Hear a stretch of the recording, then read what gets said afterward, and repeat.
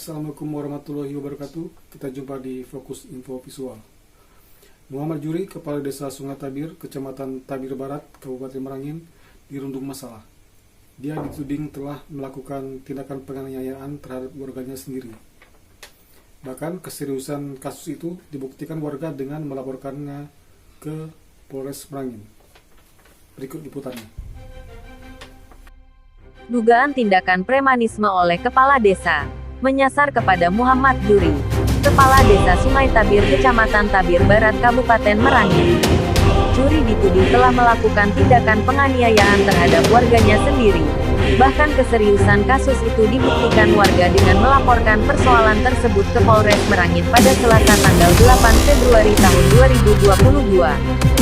Marjuta alias Gusdur usia 57 tahun adalah warga yang mengaku sebagai korban penganiayaan dan telah melaporkan Juri ke Polres Merangin.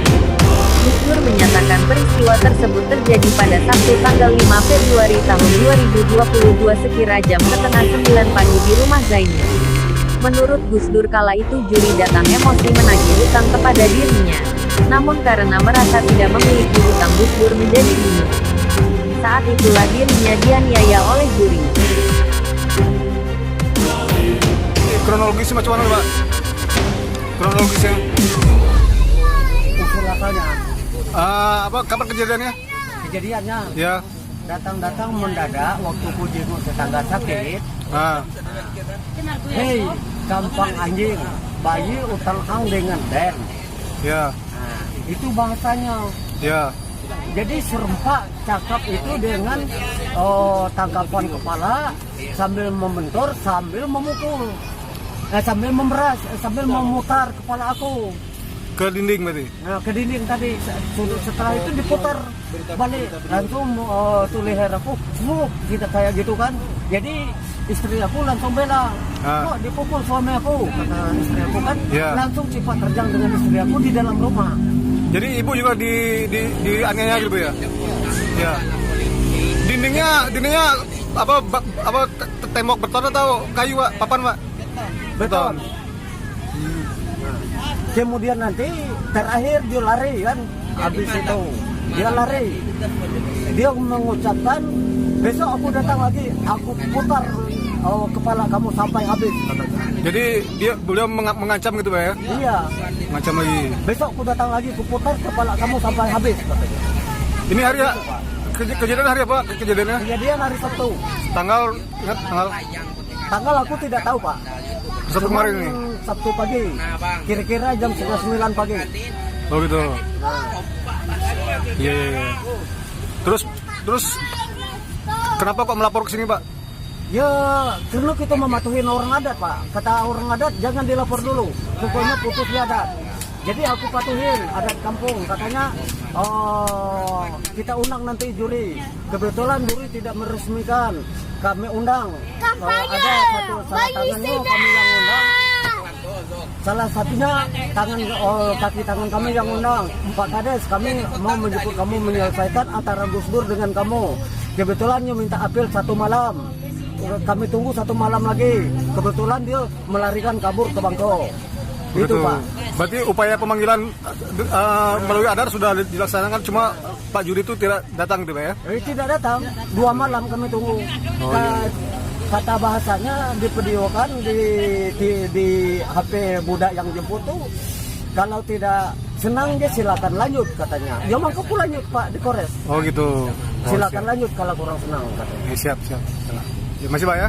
Ya. 2 orang warga desa Sungai Tabir bernama Siti Arofah dan Maroyah mengaku sebagai saksi atas peristiwa itu. Mereka kompak menyatakan melihat penganiayaan yang dilakukan oleh kepala desa. Namun mereka tidak bisa berbuat banyak. Ya. Apa yang Ibu lihat waktu itu? Ya, memukul kali Gusdur lah, tahu nampak awak atau awak. Oh gitu. Mukulnya macam mana? Apa bisa diperagakan enggak? Ya, aku ada keperalatan enggak, tangannya juga. Tangan gitu. Ya, tangannya. Oh. Waktu itu reaksi Ibu sebagai saksi apa? Hah? Waktu itu reaksi Ibu sebagai saksi. Awak dari dekat rumah dulu lah ya, aku nampak di mata kepala awak di rumah awak. Awak nungguin aja duduk-duduk itu boleh. Oh gitu. Ngancam kan. Oh, kejadiannya di rumah Ibu ya, bukan di rumah Bapak? Di rumah awak. Rumah Ibu. Oh gitu.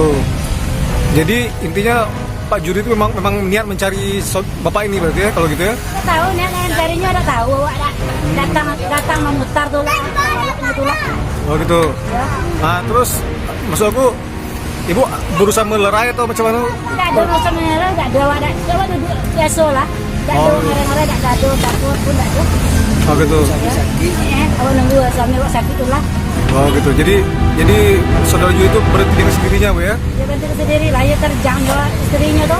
Oh gitu. Ya. Oh iya. Ya, langsung sandalnya ke tengah rumah sampai di minggu lah. Ibu sudah ikut jadi saksi di Polres bu ya? Ya. Sudah. Masih bu ya? Waktu kejadian itu yang ibu saksikan apa bu? Ya nampak dia awak lah. Ya apa yang kata Mbak Sedur tadi itu betul. Betul ya? Betul. Yang ada salahnya. Tidak ada upaya menghentikan tindakan bu? Tidak lah, awak nengok kakak aku yang sakit itu lah. Oh gitu. Yang sakit itu suami itu kakak aku tuh. Oh gitu. Nah. Jadi kalau ibu masih keluarga korban, macam mana? Keluarga kakak yang sakit tuh. Dia kejadian di rumah kakak aku tuh.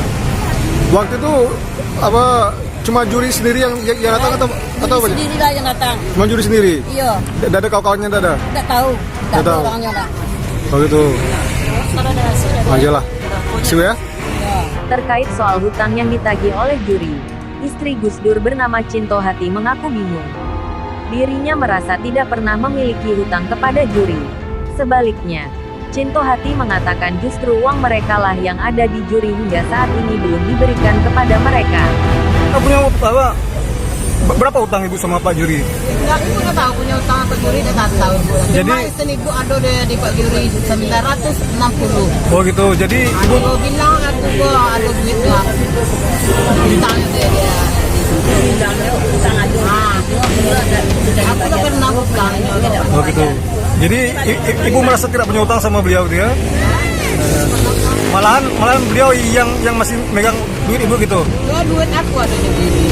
Oh gitu. 960. Yang dia tanya berapa katanya bu? Dia 2.300.000. Nah, aku nggak tahu katanya 2.300.000. Aku nggak tahu. Oh malah tidak tahu ya? Oke siap. Muhammad Juri kepada media ini mengklarifikasi persoalan tersebut. Dia balik menuding pihak Gus Dur telah merekayasa dan membuat laporan palsu. Bahkan Juri menyebut dirinya lah yang selama ini kerap menjadi korban. Atas tindakan itu Juri menyatakan akan membuat laporan ke Polres Merangin. Tidak hanya itu, Juri juga merasa persoalan ini mulai menyentuh politik mengingat dalam waktu dekat di desa yang dipimpinnya itu akan menyelenggarakan pemilihan kepala desa. Ya Pak Kades, Bapak dituding menganiaya warga. Apa klarifikasi Bapak? Itu sekedar fitnah. Fitnah Pak ya? Sebenarnya aku kemarin itu menagih utang. Menagih utang saksi. Saksi ada. Oh, bukan saksi yang ada di situ, yang nengok dari sekitar 15 meter atau 20 meter kan juga banyak. Ya siap. Aku tidak pernah. Tapi kemarin itu setelah aku tanya kapan kau nak bayar utang, dia marah-marah. Jadi langsung istrinya marah aku.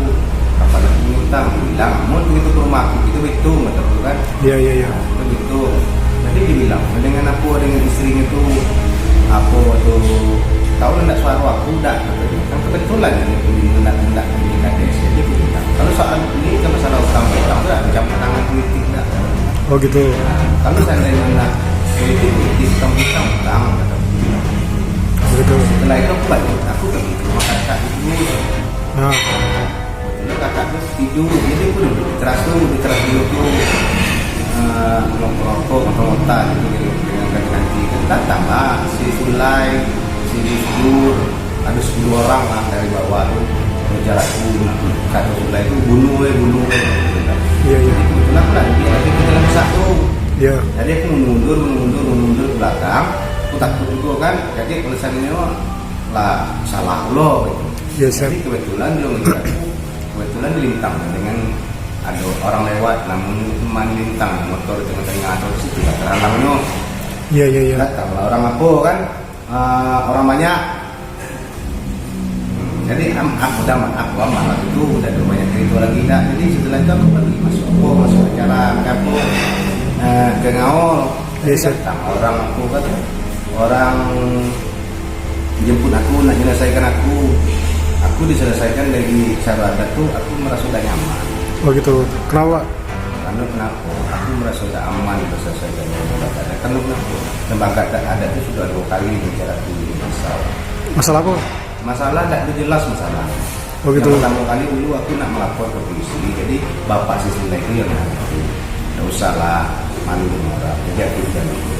Jadi sudah itu dia masih belum ngejar. Tahun 2021 ini dia masih ngejar Indonesia. Oh gitu. Jadi aku biarkan deh, belum salah saksi itu banyak lawan. Oh, gitu. Jadi tindakan 2 orang tadi itu kan bisa dibilang termasuk ancaman. Terus apa tindakan bapak setelah itu? Jadi besok pagi rencana aku nak bikin laporan ancaman dan memberi laporan palsu. Laporan palsu maksudnya gimana pak? Laporan orang itu kan. Oh gitu. Jadi bapak membantah bahwa telah melakukan penganiayaan gitu ya? Karena kenapa? Orang-orang yang memilih tadi, yang kita Polres tadi, sudah cukup puas laku dibuat. Dalam bulan ini, ipar aku dewe dibakno tanggal bos dengan orang itu. Oh siap. Setelah itu, dalam minggu ini dikejarnya anak buahku dengan barang dengan orang-orang itu. Oh gitu. Nah, jadi masih aku maafi, tapi kalau yang untuk kali ini kalau aku tengok orang ini tidak nak main-main lagi. Ini kalau biarkan besok mati. Oh siap. Sudah ya? 2 orang warga desa Sungai Tabir, Supardianto dan Herman klaim menyaksikan tidak ada tindakan penganiayaan yang telah dilakukan oleh juri kepada Gus Dur. Bahkan saksi bernama Herman malah mengatakan kehebohan terjadi bukan saat peristiwa penagihan hutang, melainkan kehebohan terjadi 1 jam setelahnya. Apa bang yang abang lihat pas apa peristiwa itu bang? Lagi utang ya. Abang waktu itu melihatnya macam mana? Abang dekat situ atau jauh? Oh depan rumah abang juga. Oh gitu. Jadi tidak ada yang ribut-ribut waktu itu di situ. Ada ya? Setelah 1 jam kejadian baru heboh. Oh heboh kenapa bang?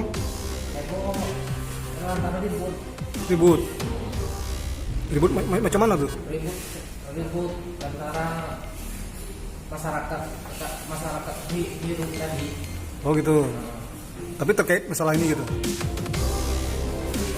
Masalah ribut dari antara ribut ada lagi kejadian awalnya aja. Oh gitu. Berarti bukan pas saat itu bukan ya? Nah, 1 jam setelah peristiwa itu ya. Abang melihat Pak Juri waktu itu ini melakukan tindakan penganiayaan terhadap Pak Gus Dur. Tidak ada penganiayaan, menagih utang. Menagih utang ya. Oh gitu. Oh, cara menagih utangnya macam mana Pak? Menagih baik. Bapak waktu itu di situ lagi ngapain Pak? Waktu itu Itu sekitar dari kelihatan gitu ya. Oh gitu. Jadi kebetulan Bapak di situ terus nampak lah apa lagi gitu ya. Aktivis Muda Merangin, Beni Rustandi mengatakan juga mendengar kasus tersebut. Dirinya menyayangkan apabila peristiwa itu benar-benar terjadi. Dia juga berharap perilaku seperti itu tidak terjadi lagi. Saya selaku tokoh muda Merangin dan juga bagian dari Tabir Barat. Kemarin saya juga dapat informasi dari pihak Kapolsek terkait dengan ada dugaan oknum kades yang sengaja menodong salah satu warga masyarakat dari Sungai Tabir. Secara sikap pemerintahan saya sangat mengecam keras ada oknum kades yang memberikan sikap seperti itu kepada masyarakatnya sendiri. Karena itu dapat dikatakan bahwa cacat selaku public figure kades gitu kan. Dan secara hukum saya berharap pihak kepolisian baik dari pihak Polsek ataupun Kapolres ini bisa memberikan pandangan hukum ke depan terkait dengan dugaan kasus ini. Dan juga saya berharap ke depan perilaku oknum kades yang seperti ini jangan menjadi contoh oleh kades-kades yang lain. Dan harapan saya berharap bahwa perilaku yang seperti ini nantinya bisa ditindak oleh hukum yang ada di bawah. Siap. Jadi sekian berita kali ini. Jangan lupa subscribe, like, dan share, bikin komen juga.